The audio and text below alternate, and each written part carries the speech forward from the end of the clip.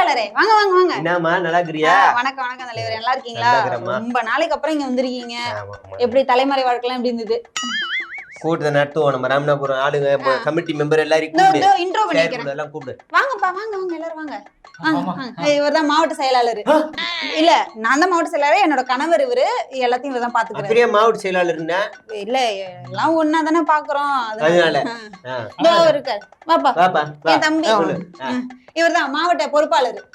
தம்பி என்ன பொறுப்பாளரா போட்டு? சரி நீங்க வாங்க நீங்க வாங்க. மாமனாரு மாமனாரா? சரி இவர்தான் செயற்குழு உறுப்பினர். சரி இதோ அங்க இருக்காரு பாத்தியா, பாத்தீங்களா? அவர்தான் வந்து பொருளாளர். இதோ இங்க இருக்காரு பாருங்க. பொருளாளர் உங்க குடும்பமா? ஆமா, அவரு எங்க தம்பி, ரெண்டாவது தம்பி அவரு. இதோ அங்க நிக்கிறாங்க என் பையன். அவரு ஒரு செயற்குழு உறுப்பினர் தான். அடுத்து இங்க இருக்கு பாருங்க, ஒண்ணு விட்ட மச்சான். ஆமா, அவர் துணை பொதுச் செயலாளர். வணக்கம் தலைவரே. இங்க ஒரு 4 பேர் இருக்கீங்க. அவங்க அடுத்து எல்லாம் குடும்பம் தான். போஸ்டிங் கிரியேட் பண்ணி குடும்ப ஆட்சி ஒழிக்குன்னு எங்க தலைவர் பேசி நிக்கிறாரு. வாரிசு அரசியல் மன்னர் ஆட்சின்னு பேசி நிக்கிறாரு. இங்க ராமநாதபுரத்துல ஒரு குடும்பமே ராமநாதபுரத்தை சீரழிச்சு நிக்கிறீங்க. எல்லாத்தையும் கலை புது கமிட்டி உருவாக்கி இப்பயே போய் தலைவராண்ட சொல்லி எல்லாத்தையும் கழிகிறேன் நான். என்ன பொது செயலாளர்னு மரியாதை கொடுத்து பேசினா ஓவரா போறீங்க. எல்லாத்துக்கும் நம்ம காசு இறக்கி இருக்கோம், எல்லாத்துக்கும் டேட்டா இருக்கு, எவிடன்ஸ் எல்லாமே இருக்கு. வெளில விட்டேன் அவ்வளவுதான். சும்மா பிராங்க் பண்ணேன். அங்க பாரு கேமரா வர வட போச்சே சொல்லு. சரியா? சரி வரட்டுமா? எல்லாம் குடும்பமா இருங்க. குடும்பமா இருந்தாதான் கூட்டாச்சு. குடும்பமா தான் நீங்க சாப்பிடும் போது மீட்டிங் எல்லாம் நடத்தி முடிச்சிட்டோம். அப்படியே போன வாரம் மீட்டிங் எல்லாம் வீட்டுக்குள்ளே முடிச்சிட்டீங்க. எல்லாரும் இங்கதானே இருக்காங்க. எதுக்கு தனியா ஆபீஸ் போடுறோம்? குடும்பமே இங்கதான். செலவு கம்மி பண்றோம். அத ஏன்ட்ட கொடுத்துட்டீங்களா? எப்படி செலவு இருக்கும்? சரி வரட்டுமா? வரட்டுமா? நல்லா பண்ணுங்க. தலைவரே தலைவரே வாங்க வாங்க தலைவரே. இந்த பக்கம் வந்துறீங்க, இந்த பக்கம் வர மாட்டீங்க. என்ன சத்தமா பேசி தொலைங்க. சட்டமன்றம் நடக்குது தலைவரே. எங்க பேசுறதுக்கே வாய்ப்பு தர மாட்டாங்க தலைவரே. பேச வாய்ப்பு தானே கிழிச்சு தள்ளிடுவீங்க தலைவரே. எதனா ஒரு பாயிண்ட் குடுத்தீங்கன்னா பேசுவோம். எவ்வளோ 20 சீட்டு ஜெயிச்சுட்டு இப்ப 2-3 ஜெயிச்சுட்டு இருக்கு. இப்ப பேச வர வாய்ப்பு தருது. அம்மா நீங்க 2 பேரும் யார் ஆளுங்க? ஏன் அவர் ஆளு என்ன தலைவர் இப்படி கேட்டீங்க? உங்களால தான் தலைவரே.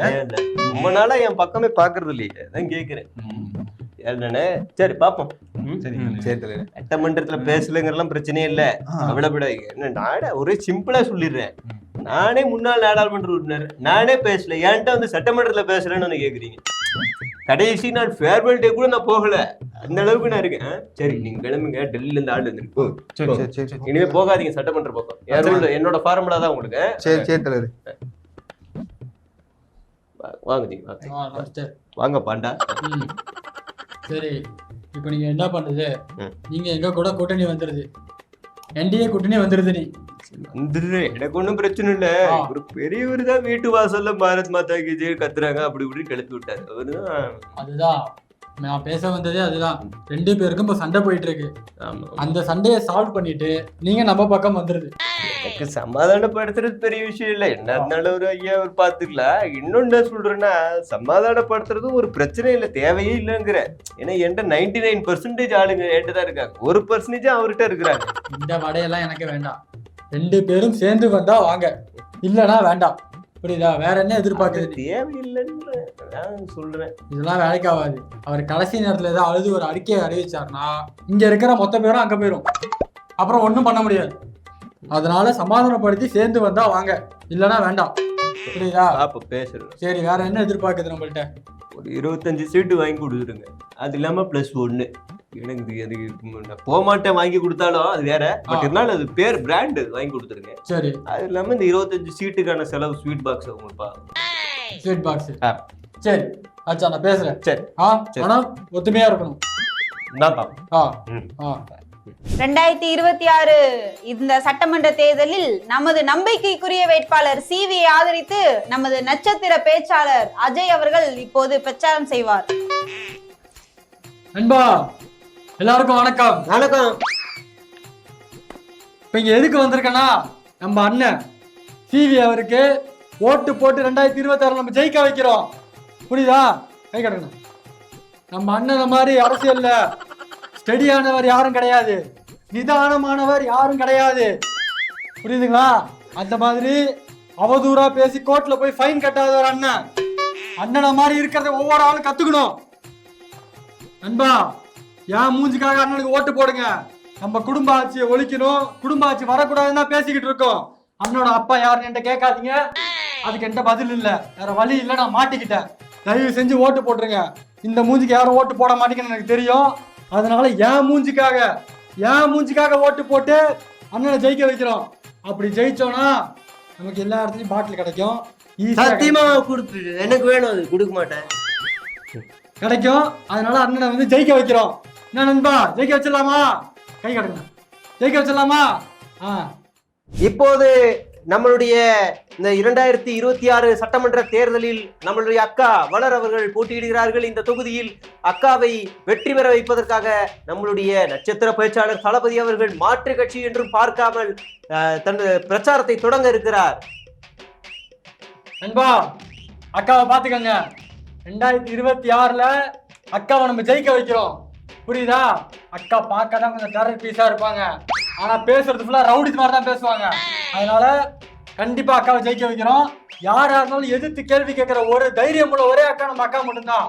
ஏன்னா சமீப காலத்துல அக்கா என்ன பேசுனாங்க, கூட கும்பிட்டு போட்டு குனிஞ்சு குனிஞ்சு கும்பிடு போட்டு அப்படிலாம் பேசுனாங்க. சரி, அந்த மாதிரி ஏதாவது பிரச்சனை வந்துச்சுன்னா அக்கா வந்து தைரியமா கேள்வி கேட்பாங்க. அதனால அக்கா வந்து நம்ம வந்து ஜெயிக்க வைக்கிறோம். அக்காவோட கேரக்டர் பத்தி சிம்பிளா சொல்லணும்னா, அந்த தூள் படத்துல ஒரு கேரக்டர் வருமே, டாய் அதெல்லாம் பூக்குண்டா போடா அப்படின்னு நடிப்பாங்களே, அதெல்லாம் அக்கா வச்சு ரெஃபரன்ஸா வச்சு எடுத்ததுதான். இந்த 6 படத்துல இந்த சரோஜா அக்கா கேரக்டரு அதெல்லாம் அக்கா வச்சுதான் எடுத்தது. அதனால எதாவது அக்கா தைரியமா கேட்பாங்க. அக்காவுக்கு ஓட்டு போட்டு என் மூஞ்சிக்காக ஓட்டு போட்டு அக்காவை ஜெயிக்க வைக்கிறோம், புரியுதுங்களா? என்ன நண்பா, செஞ்சிடலாமா? நண்பா, நம்மள வந்து ஆட்சி செய்யறதுக்கு அரசியல் அறிவு இருக்கிறவங்க மட்டும் நமக்கு தேவையில்லை, அதாவது விஞ்ஞான அறிவும் தேவை. அதுக்கு நம்ம அண்ணனை வந்து ஜெயிக்க வச்சு நம்ம வந்து 26ல அண்ணனை ஜெயிக்க வைக்கிறோம். அதாவது ஒரு தர்மாக்கோலை வச்சு அண்ணன் வந்து நதி நீர்லாம் வத்தக்கூடாது அப்படின்னு சொல்லிட்டு ஒரு இது பிளான் பண்ணாரு. அதை வந்து சயின்டிஸ்ட் இந்த ஸ்டீஃபன் ஹாக்கிங் அவரே வந்து மிரண்டு போனாரு. எல்லா சயின்டிஸ்டும் இப்போ என்ன பண்ணியிருக்காங்கன்னா, உலக நாட்டில் இருக்க எல்லா நதியில் இருக்க தண்ணியும் வத்தக்கூடாதுன்னு அண்ணன்ட்ட தான் வந்து ப்ளூ பிரிண்ட் கேட்டிருக்காங்க. என்னென்ன பண்ணணும், எங்கே தர்மாக்கோல் வாங்கினாரு, எப்படி விடுறது, அது எப்படி விட்டா பறக்காம இருக்கும், அது எல்லாமே அண்ணனை வச்சு தான் இப்போ வந்து இது பண்ணிட்டு இருக்காங்க. அதனால அண்ணனை ஜெயிக்க வச்சோம் அப்படின்னா நம்ம இதில் நிறைய சயின்டிஸ்ட் நிறைய இதை கொண்டு வருவாங்க, புது புது அறிவியல் கண்டுபிடிப்பை கொண்டு வருவார். அதுவும் நம்ம சென்னையில் ஃப்ளட் வர போகுது. ஃப்ளட் வர டைமில் இந்த தர்மாக்கோலை வச்சு எப்படி படகு செய்யறது, அதில் எப்படி ஏறி போகிறது எல்லாத்தையுமே அண்ணன் வந்து கொண்டு வந்துருவாரு. அதனால நமக்கு எந்த பிரச்சனையும் இல்லை. என் மூஞ்சிக்காக ஓட்டு போடுங்க, அண்ணனை ஜெயிக்க வைக்கிறோம். நம்ம வந்து 2026ல அண்ணனை கொண்டாடுறோம். நன்றி நண்பா.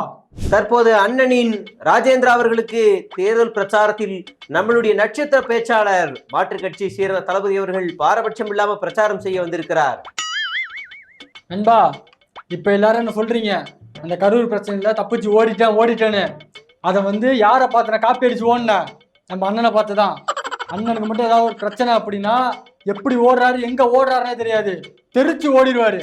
அதுக்கு ஒரு எடுத்துக்காட்டு சொல்லணும்னா, அது எப்படி ஓடுவார் அப்படின்னா, அதாவது ஒரு ஆர்ப்பாட்டம், அந்த ஆர்ப்பாட்டத்துல போலீஸ் வந்துருச்சு, எங்கடா அண்ணன் அப்படின்னு சொல்லி சுத்தி பார்க்கும்போது தெரிச்சு கார் மாறி கர்நாடகா வரைக்கும் ஓடினாரு.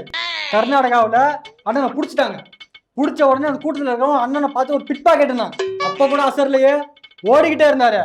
அதனால அண்ணனை வந்து ஜெயிக்க வச்சோம் அப்படின்னா ஏதாவது ஒரு பிரச்சனை ஓடி எப்படி தப்பிக்கிறதுன்னு அண்ணனை பார்த்து கத்துக்கலாம்.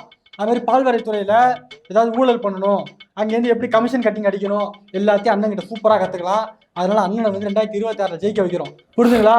இன்னொரு முக்கியமான விஷயம், நானாவது என்னோட படத்துல தான் அந்த இஸ்லாமியருக்கு எதிராக அவங்க வந்து தீவிரவாதி அந்த மாதிரிலாம் காட்டிட்டு இருப்பேன். ஆனா அண்ணன் வந்து நிஜத்திலே அப்படிதான் பேசுவாரு. அதனால அண்ணனை ஜெயிக்க வைக்கிறோம், நம்ம தமிழ்நாட்டை நம்ம காப்பாத்துறோம். என்ன கை காட்டுங்க.